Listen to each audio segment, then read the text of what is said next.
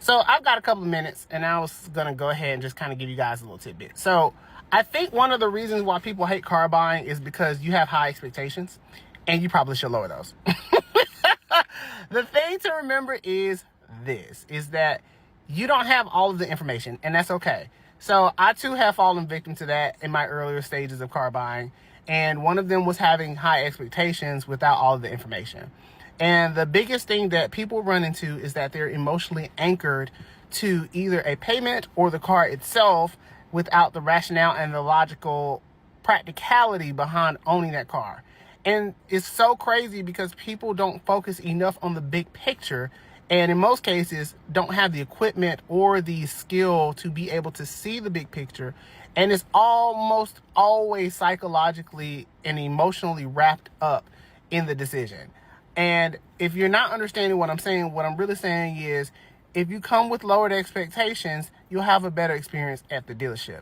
Most of it's math, actually, and most dealerships have a very hard time getting people to see the math. And the math, in most cases, if you do it correctly, I'm pretty good at calculating things when it comes to a car. And in most cases, in almost all of my car experiences, the math has math. And I think most people just don't want to hear the math. They just want to hear, give me my damn car. But I say all that to say is that when you go to the dealership and you anchor your brain around a certain payment, it makes it that much harder for you to justify paying more. You always pay less, but it's harder for you to justify paying more. And it's not always about price. Sometimes you end up buying a cheap car and then hating it 6 months later, and now you're several $1,000s upside down in the car and can't trade out of it or can't put down a bigger down payment, and really makes it that much of a more miserable experience. And I'm going to be honest, I think that's really why people hate car buying, because they don't understand the mechanics of it. And what ends up happening is that they get sold because they don't understand selling is mostly emotional. And no matter how logical you are, you're going to make an emotional decision.